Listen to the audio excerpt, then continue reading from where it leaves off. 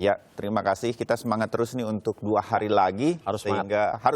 Harus semangat. Saya tahu Pak Akmal, Pak Rikwanto sedang sibuk-sibuknya dan nggak berhenti tanggal 15. Pascanya juga nanti harus ada. Ya.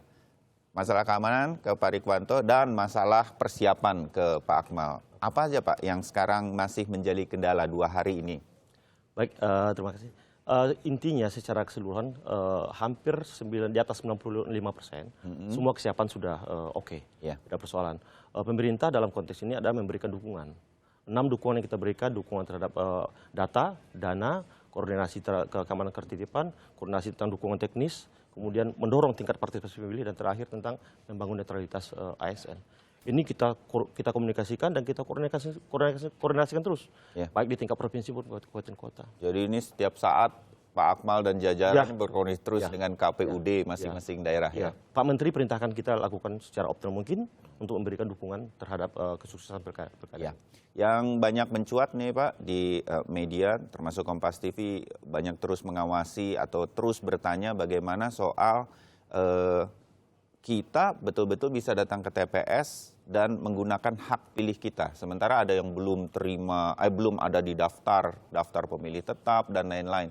Ini masih mengemuka nggak untuk pilkada? Begini, salah satu keberhasilan dari pilkada ini kan adalah partisipasi pemilih. Kita, khususnya teman-teman dari Dukcapil, sekarang sangat intens. Dalam 6 bulan terakhir sangat intens ke lapangan. Kita bahkan mengejar masyarakat mana yang belum direkam. Karena inti dari kita ketika ada yang tidak memiliki KTPL adalah mereka yang harus sudah direkam. Baru setelah itu nanti Dukcapil akan memberikan surat keterangan pendudukan. Nah, inilah dasarnya bagi teman-teman yang belum beruntung untuk mendapatkan kartu KTPL untuk bisa menggunakan hak pilihnya. Jadi ini sekalian kita sama-sama menghimbau kalau ada pemirsa Sapa Indonesia kali ini sampai hari ini nih, hari Senin, belum menerima undangan untuk datang ke TPS, mereka bisa apa nih? Walaupun ini Bapak membantu KPU daerah juga. Gini, kita teman-teman Dukcapil, Pak Menteri sudah keluarkan 3 kali seruan agar aktif. Bahkan sampai pada hari 15 itu Dukcapil wajib aktif. Wajib aktif untuk mengantisipasi adanya laporan. Ini kok saya mau ke TPS tapi nggak ada nama saya dan lain-lain. Mereka harus melayani itu ya. Oke. KPU, TPS bisa konteks langsung kepada Dukcapil terkait di kabupaten kota. Makanya pada tanggal 15 semua Dukcapil aktif, Pak. Nanti KPS kalau ada mungkin data-data yang kurang dicurigai gitu kan, nanti KPPS-nya langsung mulai WA ataupun telepon kepada Dukcapil terkait. Kita sudah serahkan semua nomor Dukcapil kabupaten kota kepada KPU untuk dikasih kepada teman-teman yang di TPS. Itu yang kita lakukan. Saya pindah dulu ke Pak Rikwanto. Jadi satu-satu nih Pak saya nih ya. Yang mengemuka juga dan banyak diikuti oleh masyarakat baik di media sosial maupun di media konvensional, KTP nih. Kemarin Bapak juga konferensi pers mengenai ini ada KTP lah dari Kamboja, apa hubungannya, apakah ada hubungannya dengan pilkada. Ini bagaimana diantisipasinya? Sudah berkoordinasi seperti apa saja Pak Rikwanto? Ya tentunya semua mengacu kepada Kementerian Dalam Negeri ya. Kemudian turunannya kepada KPU, KPUD, kemudian ke Bawaslu dan lain-lain. Termasuk dalam rangka Sentra Gakumdu untuk masalah pelanggaran-pelanggaran tidak pidana pemilu.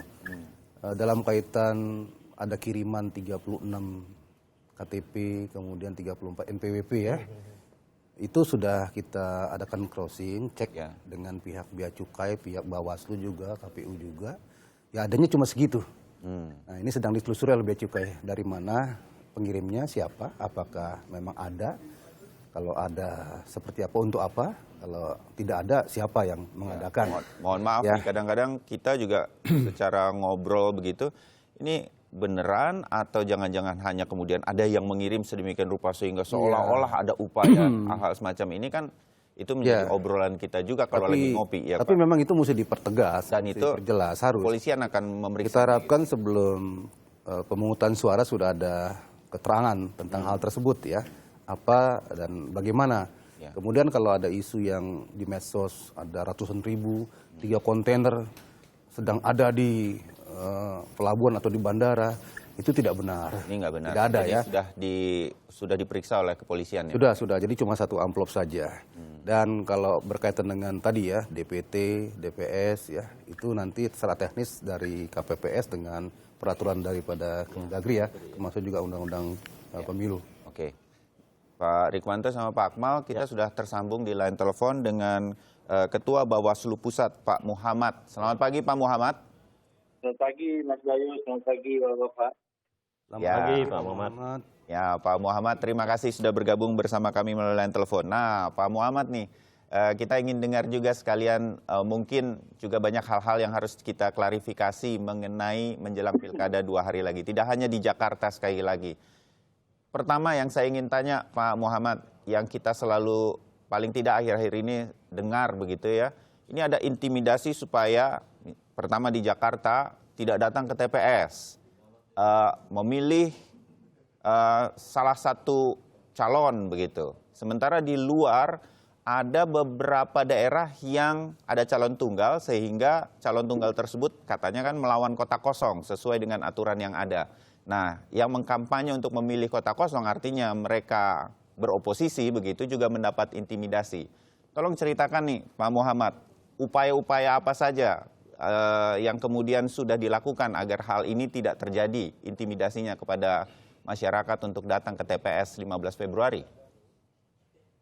Ya, saya kira pertama kita semua harus bisa siap menerima bahwa tahapan ini adalah tahapan masa di mana calon pemilih membutuhkan suasana yang kondusif, membutuhkan sebuah perenungan intelektual, perenungan emosional untuk pada saatnya nanti tanggal 15 menentukan pilihannya. Kami selalu memandang bahwa pilkada langsung ini adalah satu-satunya instrumen demokrasi yang bisa membuka kesempatan bagi warga negara berpartisipasi secara aktif dalam proses pemilu kita. Nah, apa yang disampaikan tadi, sejumlah cermatan kami di 101 titik, sebenarnya tidak terlalu mengkhawatirkan bagaimana pemberitaan di media. Saya ingin mengawali penjelasan saya bahwa mohon kerjasama dari teman-teman wartawan, teman-teman jurnalis dan lembaga penyiaran untuk memberitakan apa adanya. Jangan menggunakan situasi-situasi atau menggambarkan situasi-situasi yang tidak pada semestinya. Sebagai orang yang melihat langsung persiapan pengawasan kami, apa yang dikhawatirkan itu sebenarnya berlebihan. Hanya Jakarta lah yang membuat suasana gaduh di Republik ini. Padahal kita punya 101 titik. Itu pun di Jakarta juga, di lapangannya nggak ada masalah. Yang bermasalah ini sekali lagi kerja teman-teman media. Ya. Yang seakan-akan ada penghalangan, ada intimidasi. Nah, secara formal kami belum mendapatkan laporan itu, jujur saja. Kami belum mendapat laporan di 101 titik bahwa ada intimidasi, ada upaya-upaya kelompok tertentu. Namun demikian, namanya juga menjelang pelaksanaan puncak kegiatan pilkada kita, tentu dinamikanya sangat tinggi. Tapi masih dalam situasi yang terkendali kalau kira-kira saya meminjam istilah Pak Rihwanto, teman-teman kepolisian. Jangan terlalu mengkhawatirkan lah. Percayakan kepada KPU Bawaslu dengan dukungan masyarakat dan kepolisian. Insya Allah kita bisa melewati masa ini dengan baik.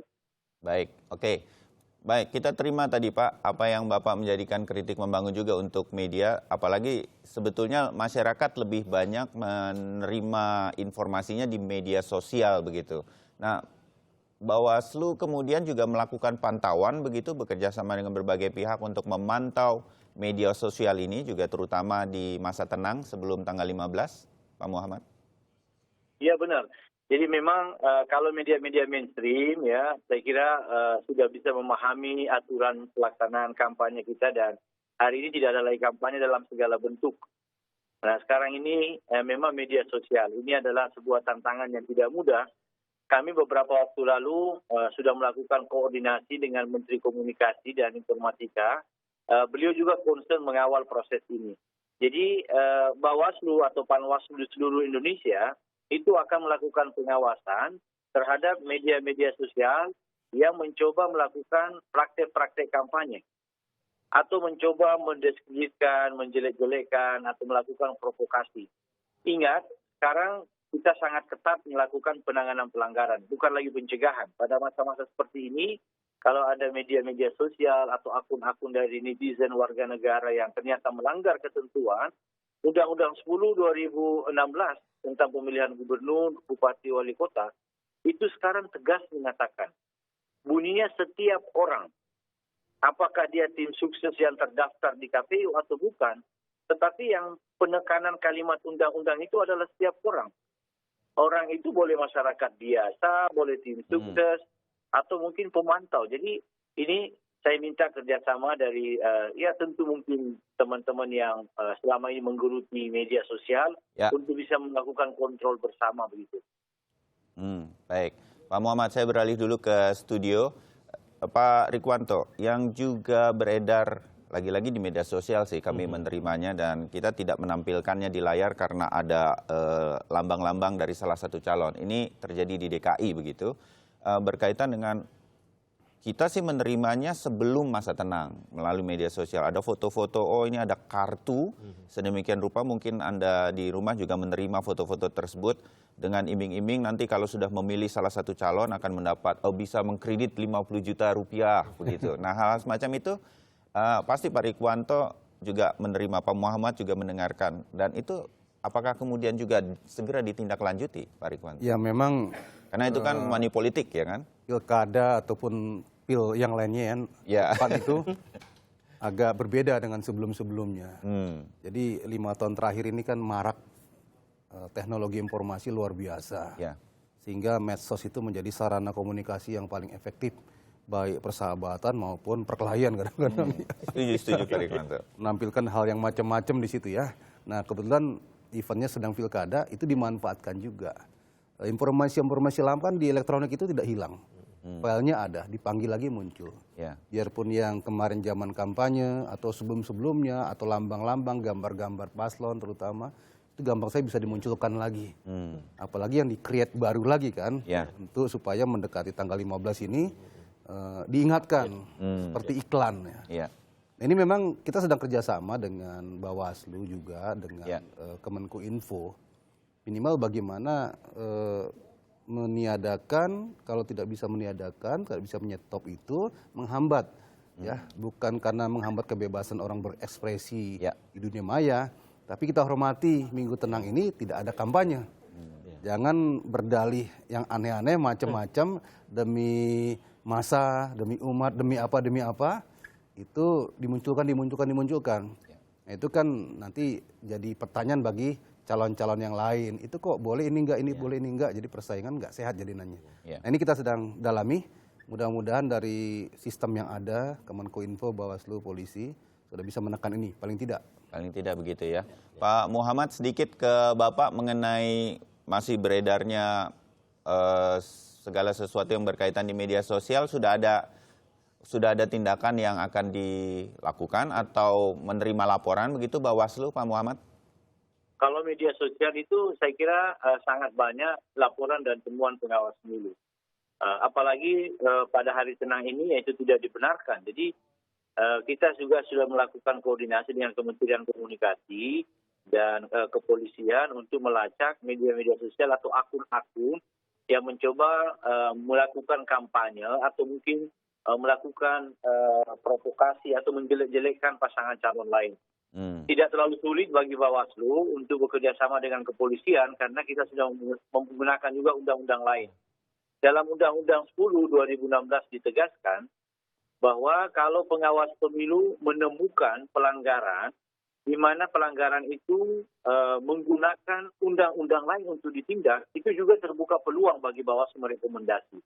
Misalnya terkait dengan penghasutan, misalnya atau penghalangan seperti yang pernah terjadi di DKI, itu kita bisa merekomendasi melalui sentra Gakumdu, sentra penegakan hukum terpadu, di dalamnya ada kepolisian dan kejaksaan, untuk menggunakan hukum acara yang lain, misalnya KUHP, untuk menjerat orang-orang atau pribadi-pribadi atau pelaku-pelaku yang melanggar ketentuan, di mana dalam Undang-Undang 10 itu tidak diatur. Jadi ini memang ada kekhususan bagi penyelenggara pemilu, apalagi diatur dalam Undang-Undang 15 2011 tentang penyelenggara pemilu, bahwa pengawas pemilu bisa merekomendasi kepada penegak hukum atau lembaga lain untuk melakukan proses penindakan hukum secara tegas berkaitan dengan proses pilkada kita. Baik, Pak Muhammad, singkat saja dari Bapak, kami ingin mendengar himbauan kepada seluruh warga masyarakat untuk tanggal 15 Februari, Pak Muhammad. Ya, pertama, pilkada ini kan adalah sebuah proses pendidikan politik yang baik kepada masyarakat. Kami mengajak stakeholder yang ada, baik peserta pemilu, pasangan calon, dan tim suksesnya, untuk memberikan sebuah tuntunan demokrasi yang baik, yang sehat kepada masyarakat.